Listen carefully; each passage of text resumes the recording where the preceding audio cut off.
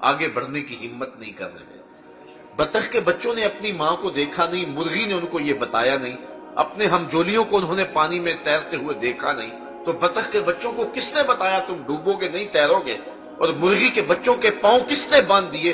والذی قدر فہدی، وہ رب ہے جس نے سینوں میں چراغ ہدایت کو اجالے کے لیے روشن کر دیا ہے، اور وہ مرغی کے بچے بھی جانتے ہیں اور بطخ کے بچے بھی جانتے ہیں۔ اور انسان کا بچہ جب پیدا ہوتا ہے تو وہ دنیا پہ سب کچھ آ کے سیکھتا ہے، بولنا آ کے سیکھتا ہے۔ وہ یہاں عرب میں پیدا ہوگا تو عربی بولے گا، عجم میں پیدا ہوگا تو عجمی بولے گا، غرب میں پیدا ہوگا تو انگلش بولے گا۔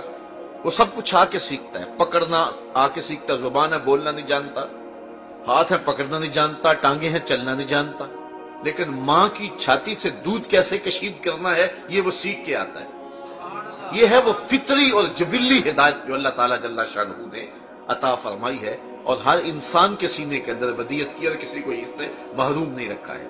یہ جبلی اور فطری ہدایت کا چراغاں ہے جو سینوں کے اندر ہے، جس کا یہاں تذکرہ ہے، والذی قدر فہدی، اس نے ہدایت کا چراغ روشن کر دیا۔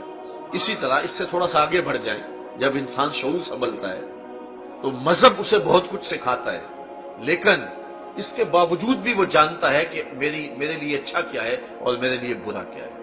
اس کو مذہب نہ بھی بتائے تو اس کو پھر بھی پتا ہے کسی کو تھپڑ مارنا اچھی بات نہیں ہے، کسی کا مال چھیننا بری بات ہے، یہ اس کی فطرت ہے، اللہ تعالیٰ نے اس کے اندر رکھی ہوئی ہے، یہ اسے بتاتی ہے، وہ تمیز اس کے اندر اللہ تعالیٰ نے رکھ دی ہوئی ہے۔ اور اس پر ایک حدیث آپ کے سامنے رکھنا چاہوں گا۔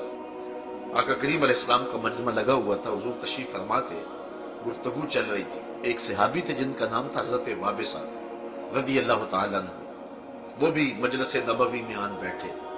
آداب مجلس یہی ہے، جہاں جگہ ملے وہاں بیٹھ جاؤ۔ کسی حکمت کے تحت صدر مجلس کسی کو آگے بلانا چاہے تو یہ کمرے آخر ہے۔ صحابی حضرت وابصہ پیچھے بیٹھ گئے، اور جہاں حضور ہو وہاں کوئی صدر مجلس اور تو نہیں ہو سکتا۔ حضور نے ارشاد فرمایا کہ وابصہ دور بیٹھ گئے ہو، نیڑے آ جاؤ۔ حضرت وابصہ اٹھے اور قریب آ گئے، اور حضور نے فرمایا وابصہ اور قریب آ جاؤ، وابصہ اور قریب آ گئے، پھر فرمایا ادنو یا وابصہ، وابصہ اور قریب آ جاؤ۔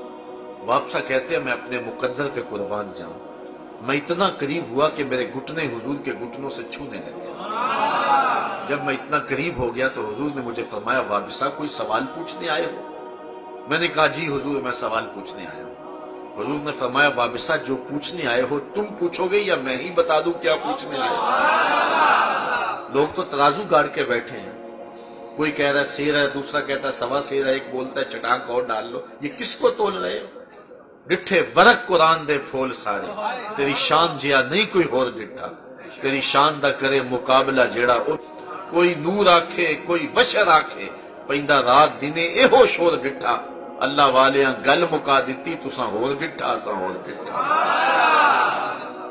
ہمارے بزرگ فرمایا کرتے تھے تساں حلیمہ دی بکریاں دے پیچھے پیچھے دیکھیا، سدرہ تے جبریل دے اگے اگے نہیں دیکھا۔ اور اقبال کہتا ہے تو نے یوسف کو کنویں میں دیکھا تو کیا دیکھا، ارے ناداں جو مطلق تھا مقید کر دیا تو نے، وہ بھی تک کنویں میں دیکھ رہا ہے، وہ مصر کے تخت کا مالک بھی بنا ہوا ہے۔ تو کہا وابصہ جو پوچھنے آئے ہو تم پوچھو گے یا میں ہی بتا دوں؟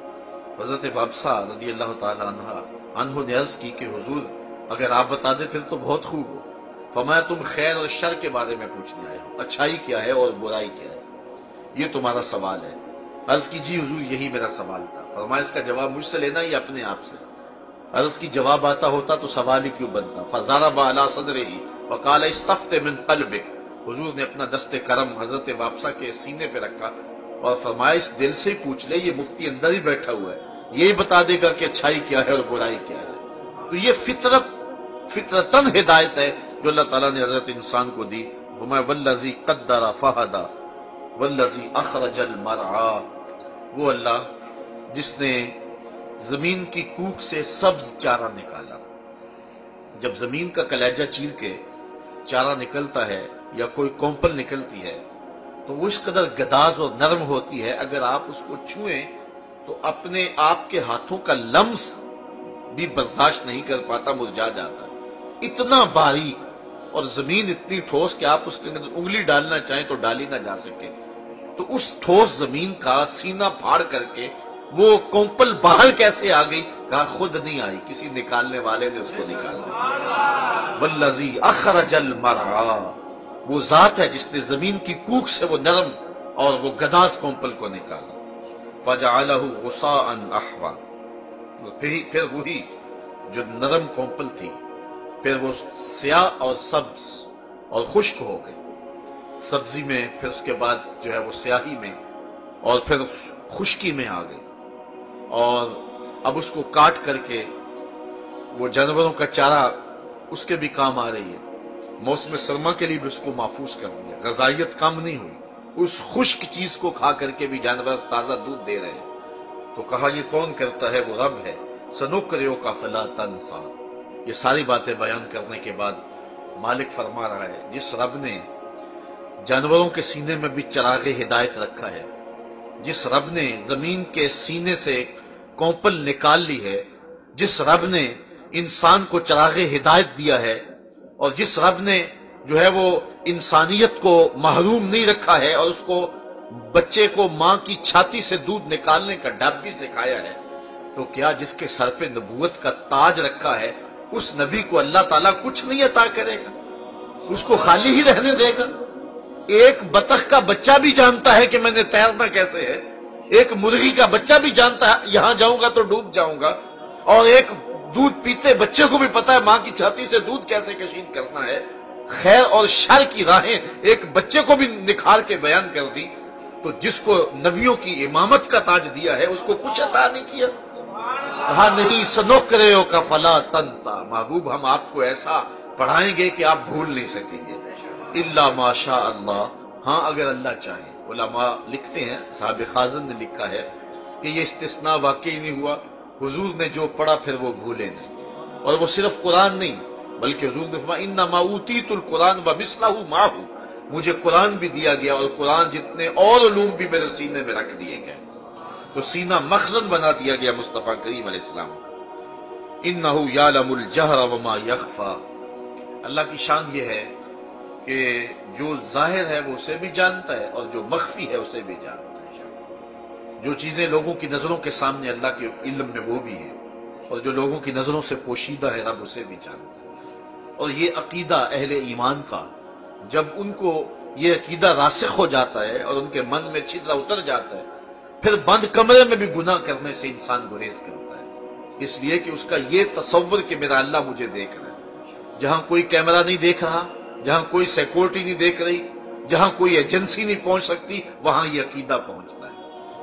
آپ جانتے ہیں ساتوں دروازے مکفل کر کے بت کے اوپر موٹا کھیس ڈال کے زلیخا بولی ہے تالک یوسف اب تو آ جاؤ، اب تو کوئی نہیں ہے، تو حضرت یوسف علیہ السلام نے کہا تھا کہ تو اپنے جھوٹے خدا کے اوپر یہ کپڑا ڈال کر کے اس کی نگاہوں سے چھپ گئی ہے، میرا سچا خدا تو ساتویں کوٹھڑی میں بھی دیکھ رہا ہے۔ پھر گناہ کیا، گناہ کا تصور بھی محال ہو جاتا ہے، تو یہ تصور کہ میرا اللہ مجھے دیکھ رہا ہے انسان کو گناہوں سے محفوظ کر دیتا ہے اور انسانوں کو تنہائی میں، خلوت میں اور جلوت میں گناہ سے بچاتا ہے۔ تو یہ عقیدہ جتنا پختہ تر ہو جائے، یہ اسلامی عقیدہ ہے کہ میرا اللہ مجھے دیکھ رہا ہے، میرا اللہ مجھے دیکھ رہا ہے، یہ عقیدہ اور یہ اذعان جب پختہ تر ہو جاتا ہے پھر گناہ کے انسان قریب ہی نہیں جاتا۔ روض الریاحین کے اندر صاحب روض الریاحین نے لکھا ہے کہ ایک نوجوان تھا، اس پر کوئی فریفتہ ہو گیا اور کسی بہانے اس کو اپنے گھر لے گئی وہ خاتون، دروازے مکفل کر دیے اور پھر اس کو دعوت گناہ دی، حیاسوز لباس بھی اتار پھینکا۔ وہ نوجوان بہت صالح تھا، اس نے